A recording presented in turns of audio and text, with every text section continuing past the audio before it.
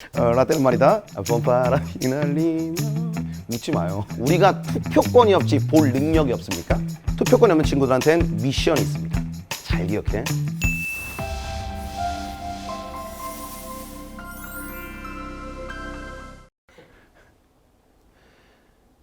라떼는 말이다. 라떼는 말이다. 나도 어릴 때는 말이다. 투표를 왜 해야 되는지 잘 몰랐어요. 특히 이게 선거가 봄에 하거든.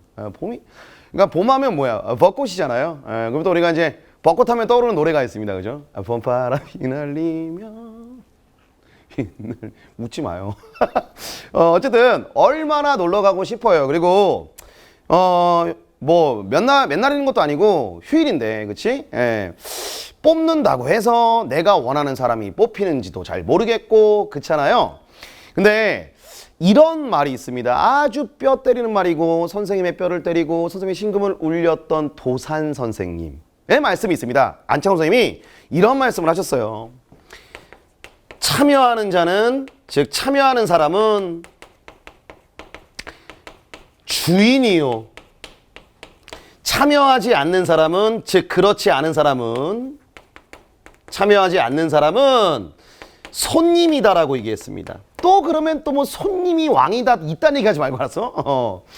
근데 선생님이 얘기해 주고 싶은 게 뭐냐면 참여하는 사람은, 그러면 선생님 참여하는 사람은 유권자니까 나는 아직 투표권이 없으니까 이래도 되네요. 그러니까 나는 유권자가 아니에요. 그러니까 참여하는 사람은 유권자고 참여하지 않는 사람은 유권자가 아닌 사람이죠? 라고 말하는 친구들이 분명히 있을 텐데 그런 맥락이 아니에요.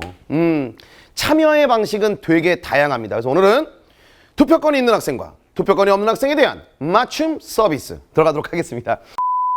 자, 내 생일은 4월 16일 이전이다. 아니 그냥 4월 16일까지 포함해서 맞다 그러면 손 들어봐. 여러분들은 올해 총선에 투표권을 갖고 있는 친구들입니다. 오케이. 근데 이 친구들한테 꼭 얘기해주고 싶은 건 너는 참여의 방식 중에 민주주의에서, 특히 대의민주주의에서 꽃 중에 꽃이라고 불리어지는 선거에 참여할 수 있는 주인으로서 선거에 참여할 수 있는 권리를 갖고 자격을 갖고 있는데 너 이번에 주인으로 남을 거야? 손님으로 남을 거야? 그럼 또 하는 말이 손님이 왕 아닌가요? 이거 하지 말고요. 안창호 선생님 말씀하셨습니다.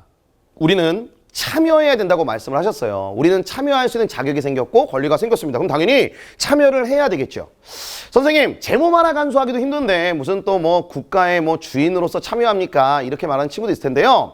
우리도 국가의 주인임을 손쉽게 느끼기가 어렵긴 하죠. 하지만 내가 국가의 주인이라는 것을 느낄 수 있는 정말 중요한 날이 총선입니다. 그러니까 소중한 한 표를 행사하는 방식으로 투표했으면 좋겠어요. 그러면 이 한 표가 얼마나 소중하냐, 뭐 맨날 뭐 소중하다 그러는데 얼마나 소중하냐, 얼마나 소중하길 그러냐, 사례를 들어봐라 정하나 그런다면 전형적인 사례 하나를 좀 보여드릴게요. 그러니까 이렇게까지 얘기했는데 그 한 표의 소중함을 인지하지 못한다면 안 되는 거야. 안창호 선생님 말씀하셨습니다. 참여하는 사람은 주인이라고. 뭐냐면요, 2000년에 우리나라 16대 총선이 있었어요. 그리고 경기도 광주, 전라도 쪽에 있는 광주광역시 말고 경기도 광주에서 초박빙으로 두 후보가 맞붙었습니다. 여기서 퀴즈, 복습 퀴즈 에피소드 2를 들었다면 대답을 해야 돼. 이 선거는 그렇다면 얘들아, 비례대표 쪽이었을까? 지역구 의원을 선출하는 선거에서의 경쟁이었을까? 그렇죠? 지역구가 되겠죠. 경기도 광주를 기반으로 한 지역구에서 두 명의 후보가 맞붙었습니다. 후보의 성함이 박혁규 후보와 그 다음에 문학진 후보였습니다. 맞나요? 자, 문학진 후보였습니다. 두 분이 붙었는데 결과는 박혁규 후보가 이겼어요. 그런데 몇 표 차로 이겼냐? 3만 표 차냐? 3천 표 차냐? 300표 차냐? 30표 차냐? 아니, 3표! 0.0006%. 이거 외우는 힘들었다. 0.0006%. 예, 그 차이로 박혁규 후보가 이겼어요. 그래서 문학진 후보가 별명이 문세표라는 별명이 붙기도 했어요. 그 정도로 이 한 표가 그만큼 소중한 거예요.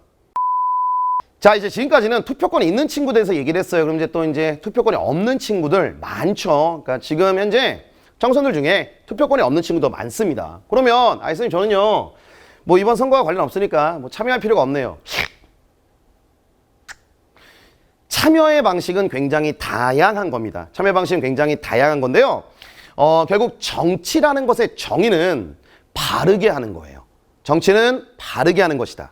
이제 제가 생각하는 거는 국가 권력의 기능과 작동 방식에 영향을 미치려는 모든 개인적, 집단적 활동, 그걸 이제 정치라고 저는 생각하거든요. 네. 그러니까 이런 의미의 정치는 직업 정치인들은 국회에서 네. 하고 선거로 하지만 저처럼 뭐 이렇게 뭐 지식산업에 종사하거나 네. 혹은 다른 생업에 종사하시는 시민들도 네.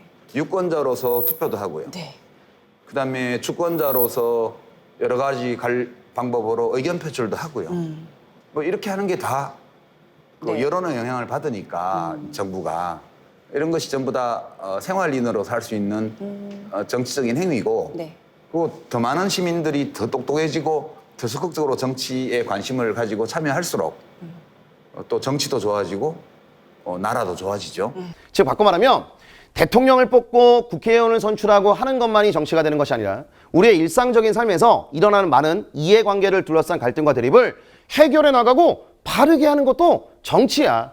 그러면 투표권이 없는 친구들은 일단 그런 일들에 관심을 기울이고 참여하는 방식이 분명히 존재합니다. 네 옆에 친구가 투표권이 있어요. 물어봤어 네가. 너 투표권 있잖아. 그랬더니 얘가 그래? 이러면 안 되겠지. 예. 있어. 그러는 거야. 그럼 너는 투표하러 갈 거야? 그랬더니 나 놀러 갈 거야. 이렇게 얘기합니다. 그러면 네가 옆에서 잘 놀다 와. 이렇게 얘기하면 돼? 안 돼. 안 되는 거예요. 적극적으로 너의 한 표를 민주시민의 권리로서 권리를 가지고서 행사해야 되지 않겠니? 라고 말을 해야 하겠죠. 즉 우리는 투표 동력 캠페인에 참여하는 방식으로 참여할 수 있는 겁니다. 그리고 다음번 선거에서는 너에게도 투표권이 생길 거야. 그리고 후보들이 또 나올 수도 있어. 그죠? 그리고 그 정당이 또 후보를 출마시키고 공천시킬 수 있어. 그러면 이번 선거에서 한번 봐두는 거죠. 우리가 투표권이 없지 볼 능력이 없습니까? 계속 지속적으로 관심을 기울이면서 바람직한 라인업을 짜보세요. 뭐 개표 방송 보면서 이런 후보들이 나왔구나. 또 총선 과정을 보면서 이런 분들이 나왔었구나. 이런 분들이 이런 공약을 내걸었구나. 라는 거를 깊게 관심을 기울이면서 보고 다음번에 진짜 투표권이 생겼을 때에는 그 소중한 한 표를 직접 행사하셨으면 좋겠습니다. 선생님이 마지막으로 하고 싶은 말이 있는데요. 일단 영상 한번 보시죠. 저도 원래는 정치라고 하면 모든 걸 갖춘 사람들끼리의 모임이라고 생각했었는데 이번 일을 겪고 나서는 그 대단한 사람들을 움직이는 게 국민이고 그래서 더 국민이 움직여야 하는 게 정치구나.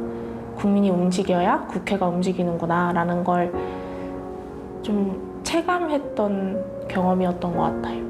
윤창호법의 이전의 국회는 저한테는 문제의 온상의 느낌이었지만 윤창호법 이후에는 그 국회라는 공간이 저한테는 희망의 공간으로 남았어요.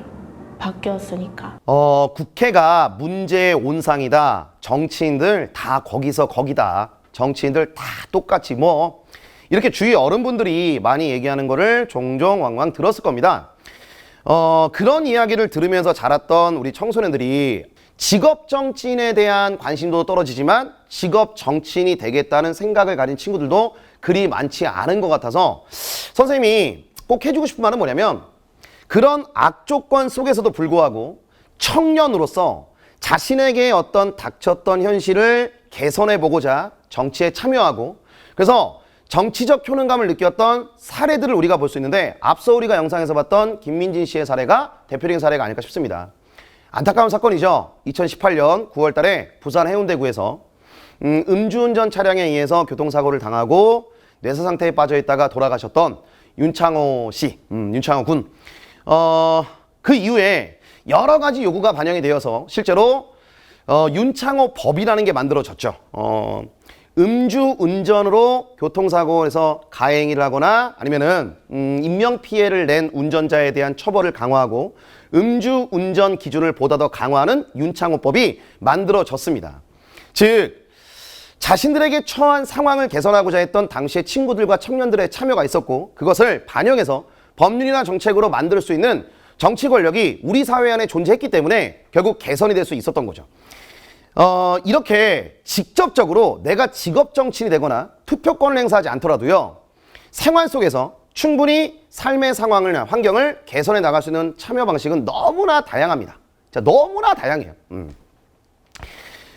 그리고 그런 일들을 해냈던 사람들이 대단한 분들이 아닙니다. 대단한 분들이 아니라 여러분들의 선배들, 그러니까 여러분들 곁에서 공부했던 선배들, 그런 선배들이고 주변의 부모님들인 거죠. 그래서 여러분들도 그런 참여를 좀 활발하게 했으면 좋겠고 특히나 투표권 갖고 있는 친구들, 너에게는 한 표가 있다. 그래서 그런 소중한 권리를 행사하셨으면 좋겠습니다. 이제 마지막으로 선생님의 제자이자 조교이자 조교 선생님이자 모 대학의, 그러니까 여러분들한테 이름만 말해도 아는 그 대학의 정치학과에 입학한 한 친구의 이야기와 그 다음에 제가 생각하는 참여에 대한 생각, 그 두 가지만 말씀을 드리고 모든 에피소드를 마무리하려고 하는데요. 이 친구한테 물어봤습니다. 작년에 대학에 들어갔거든요. 작년에. 왜 정치학과를 갔어? 라고 물어봤더니 이 친구가 이렇게 말했어요. 그대로 제가 읽어드릴게요. 시위에 참가하게 되면서 어떤 일이 있었나 봐요. 정치에 대한 국민들의 관심과 적극적인 활동이 나라를 바꿀 수 있다는 것을 느꼈기 때문입니다. 국민 하나하나가 모여서 국가 전체의 실질적인 변화를 가져올 수 있다는 것이 정치의 매력이라고 생각합니다. 이 친구가 정치학과를 지원한 동기이고요. 저는 유명한 철학자 중에 한스 요나스라는 분의 말을 인용해서 꼭 여러분들한테 해주고 싶은 말이 있습니다. 이게 저의 마지막 멘트입니다. 예. 참여해야 하기 때문에 참여하는 것이 아닙니다. 참여할 수 있기 때문에 참여해야 합니다. 여러분들이 꼭 투표장에서 적극적으로 표를 행사하고 삶에서 자신의 상황을 개선하기 위해 또는 주변 상황을 개선하기 위해 아니면 공동해서를 목표로 함께 노력하는 참여를 해줬으면 하는 선생님의 바람으로 슬프다. 저의 강의를 모두 마치겠습니다. 투표장에서 봐요.